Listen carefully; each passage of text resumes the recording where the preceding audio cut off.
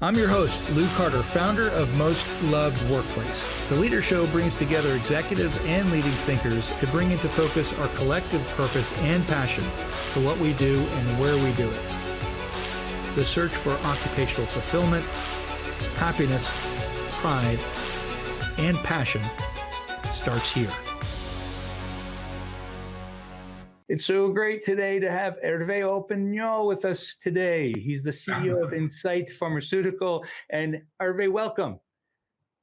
No, thank you for taking the time. So congratulations on becoming a most loved workplace, Herve. And we were very, very happy to see that. Very happy that you did as well. I want to hear more about that excitement inside of Incyte and what that means to you to be a most loved workplace. No, it means very much because obviously, when you think about what we are trying to do, a lot of it has to do with the external world, which is how do we change the practice of medicine by inventing new products that would be helping doctors deal with all kinds of very complicated diseases, specifically in the field of cancer. And to do that, it's a long process, and you have to deal with FDAs and authorities and governments because we live in a very regulated field. And that's all we have to sort of manage and make successful. Internally, being on this list, what it means is that we, the people of Incyte, the 2,000 of us around the world, are feeling committed to this mission that we have in a way that is sort of creating happiness, because that's what we are speaking about. And that's always a very good thing to see that. It's incredible, creating happiness with, over 2,000 employees and, your latest annual revenue number of 2.5 billion and more in 2020, sites all over the country and headquarters in Wilmington, Delaware, North America, Europe, Asia. It's huge. You have a global footprint. And tell me more about your global perspective and how that's helped kind of become more happy, more sort of understanding, and thus really connect more to your customer and your company perspective. Yeah, what we do, I think what makes, if you think of what's driving happiness or love, if that's what we are speaking about, it's, I think the first thing is the mission.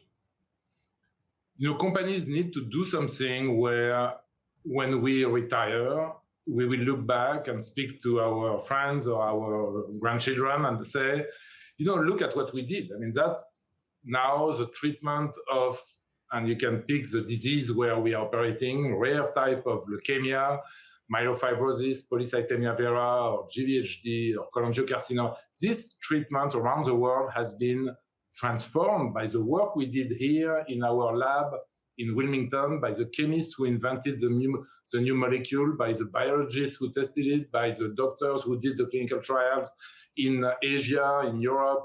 And then when this product became available for physicians to use it, it changed the ways they have been practicing medicine. And that mission is something that is so deep and so fundamental that I think it's a key driver of everybody's feeling fulfillment of their life. It's not the only thing that matters, but it's the core. It's the key thing is make the world better in some way, change the way medicine is practiced.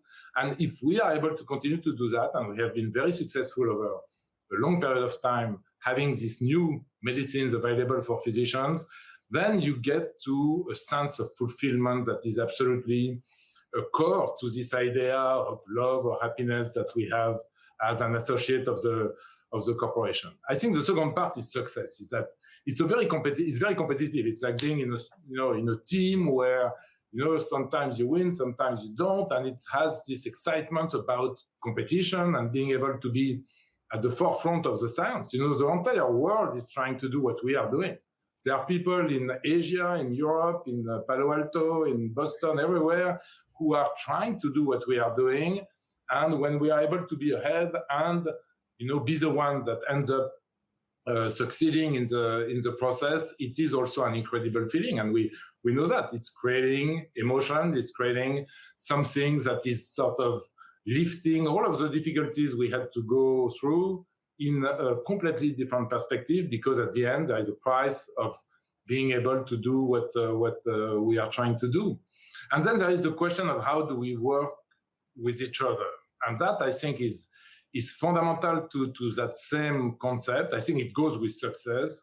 It's very close to the question of the mission that we have, is treating each other with respect and being able to deal with very difficult situations where it's not like a finger pointing kind of exercise, where in fact we are in this together in a way that is deep. It's not just on on the surface, but we are in this together, and where people are working with that mindset of we are all accountable for the success of every other employee of the corporation.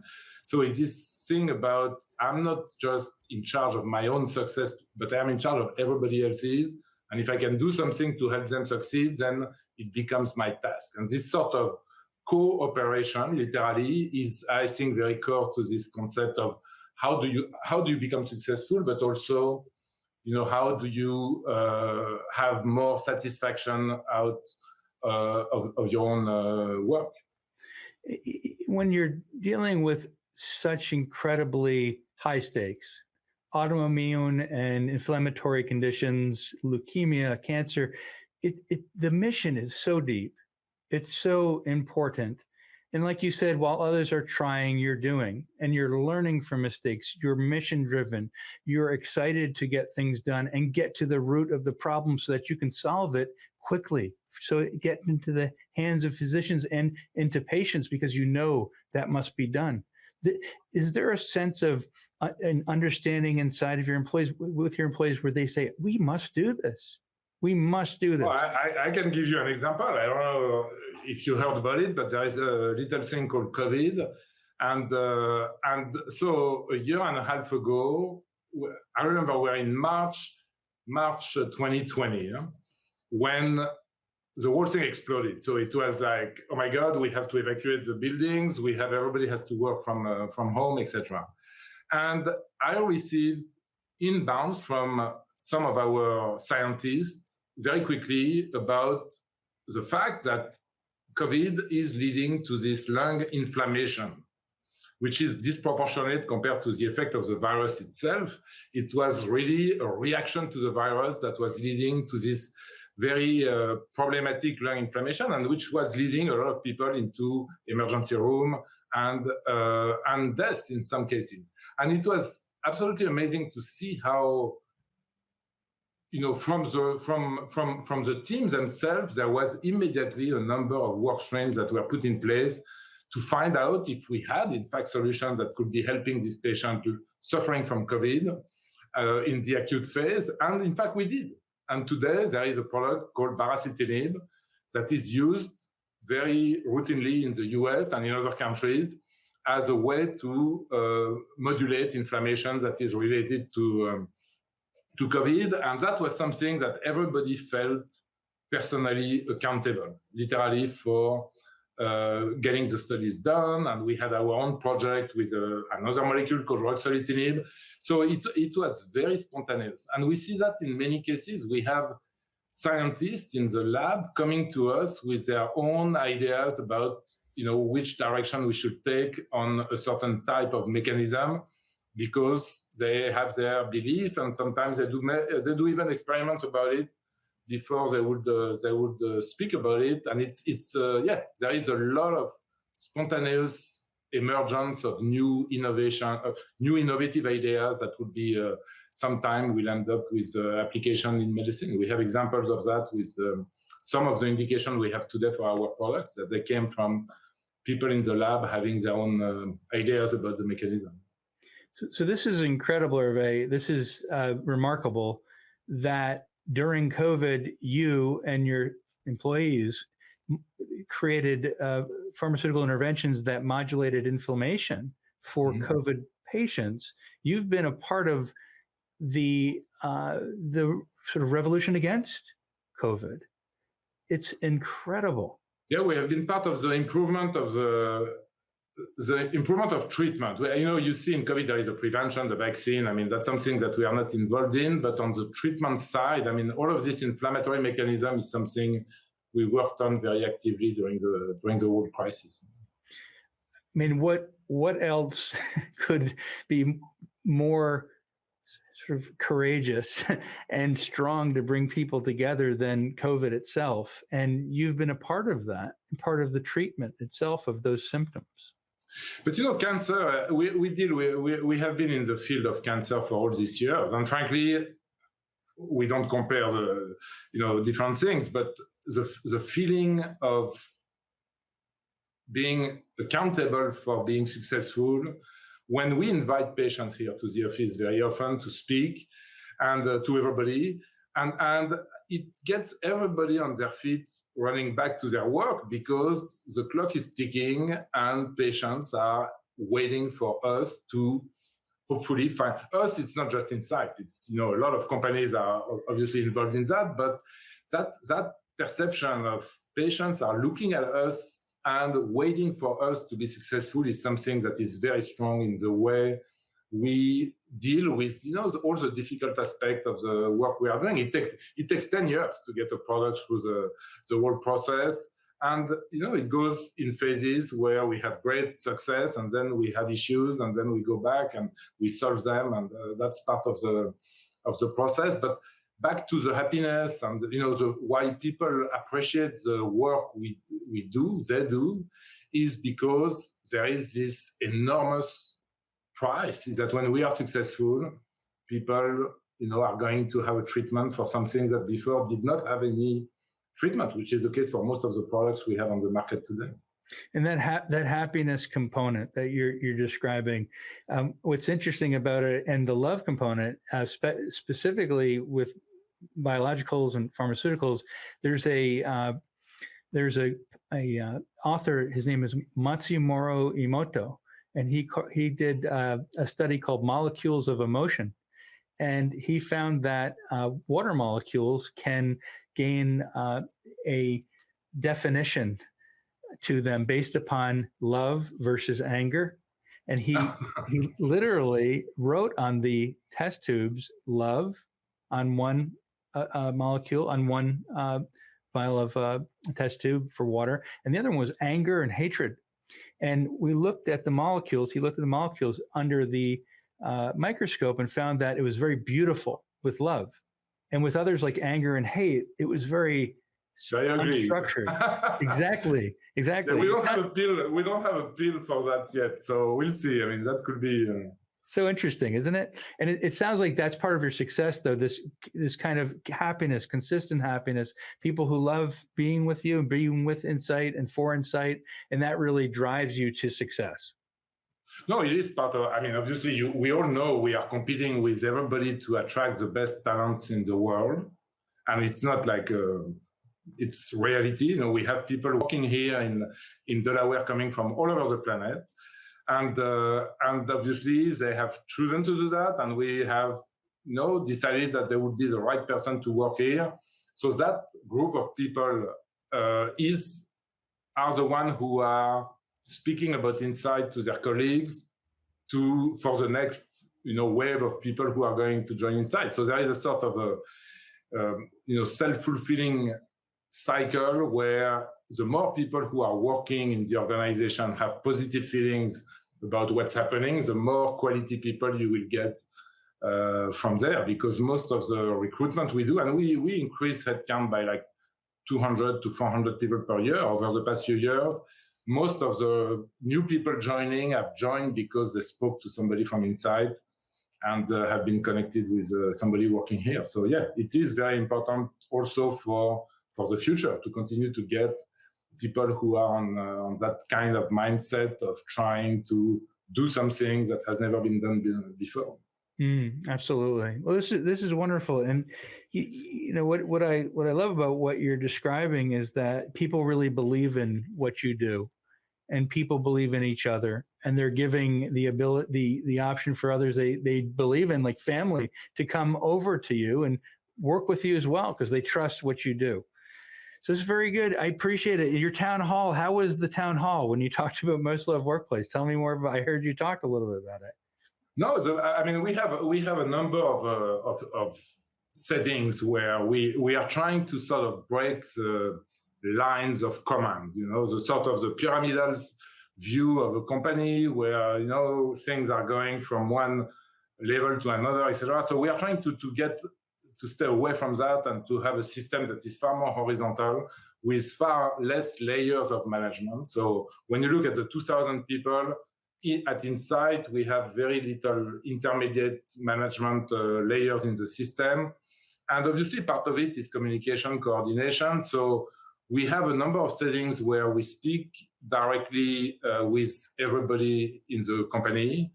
One of the settings is just small meeting. I meet with groups of 10, and I do enough of them so that I can meet with everybody during COVID, it was a little bit of a different type of meeting by Zoom, but in general, is to have person-to-person meeting with everybody working at Incyte over a period of a year or a year and a half in small groups. And I must say it's extraordinarily productive because it's not what I say that matters, it's what, in fact, all of these employees have ideas on how to make Incyte a better place.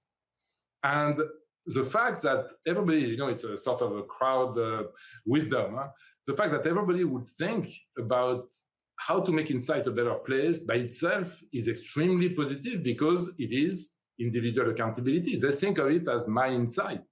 And when they see something that's not right, whatever is happening, somebody is not doing the right thing, or there is a problem, or blah, blah, I think the first reaction is, how do we change things so that it will be better next time? And people feel very strongly about that. So that's the core. The town hall are more like a meeting with everybody in the room, and video and Zoom in Asia and Europe. And it's an open Q&A, so it's totally open to any questions that people may have, where we get, some of them are stinging a little bit, and some of them are, more classic question. But I think it's very useful because it shows that there is no unacceptable question. In fact, there may be some unacceptable answers, but the questions are always welcome, and we can work with them. So it just took place. We spent 2 hours together, and it was a great experience. I love what you said. There's no unacceptable questions. There's only unacceptable answers. It's so true, isn't it? That when the truth doesn't meet the question itself. I was interested in what you mentioned about small groups, and I do believe. I know research shows that small groups does bring in a lot of great ideas and a lot of amazing thoughts and dialogue that enrich and makes the sort of experience richer and the respect much deeper. And I see that you've done that as well in small groups. And it's bringing great ideas. I mean, it's not just a gimmick to just sort of say, oh yeah, we do the meet the leadership kind of thing. It's where we got a number of ideas from these discussions, and people know it because they are in one of these meetings, and then 3 months later they will see a big announcement, and that's exactly what they wanted to do. And there are things that we are blind to certain aspect of what we do. We just don't realize it, and we don't see it. And that's a way to get people who are a little orthogonal to the way we look to just come to us saying, hey, why are we not doing more of this? And then suddenly it becomes a project. So it is really, really very useful. Yeah, the design of innovation comes right from your employees. They bring it forward for you. Yeah. Herve, thank you so much for your time. And you've said it all. Is there any other sort of final remarks you want to bring to the world about Most Loved Workplace or your company? New things happening? Yeah. Well, I think the last aspect is really to look at what matters to people in their professional life. I mean, people spend one life, and half of it, or a big part of it, is in professional activities. And so we spoke about the mission, we spoke about the respect, obviously, but there is also all of the question of the benefits and how we are basically helping people make this professional activity something that is not always under the threat of, medical problems. So we have been very proactive. We have the best health benefits, I guess, in the nation. I don't know if I can say that, but some of the best. But and I believe it's something that is really, really important that we have seen over the past few months, is that in the sort of deal with a group of people who want to work for your company, for Incyte in that case, there is this mission, there is respect, the fact that people will not be treated the wrong way, but there is also the fact that we will take care of, basic things that are so fundamental to being able to have a family and everything that goes with your personal life, not the professional aspect, but the personal part. And I think it's something that sometimes we tend to build a wall between the two and say, okay, that's none of my business. You can choose to do whatever you want in terms of health insurance. In our case, we say we owe you to give you a health insurance that will be covering, far beyond what the basic things are. And that part, I think, is also very, very important in the US today. It's incredibly important. You offer benefits like 100% health insurance coverage for employees, 95% for dependents, and since 2017, parental leave for all situations. It's incredible. I don't know if it's incredible. I frankly, maybe it's my, where I come from. I see it as basic things that are part of the commitment you give to a corporation, to a company. And I like the word company because it also speaks about, people being together in a company. And when you give your time and your energy and your creativity to a company, I think there are certain things that you can expect. And that's one of them that I put at the top, in fact, is certainly the healthcare and the type of benefits that are related to that. I like what you said. You said where you come from. Tell me more where you said I come from France. I come from Europe. I came to the US 30 years ago, so I'm now very much transatlantic. But there is something on maybe the way we think in Europe about health as a right more than that is something that I think can be applied everywhere in the world. Unfortunately, there are a lot of places where it's not yet the case. Well, we see that in your company, certainly with that 100% healthcare coverage and parental leave, and seeing those kinds of values come through here in Incyte. Thank you for your leadership, your being a great CEO of a company that is loved. Thank you for the time.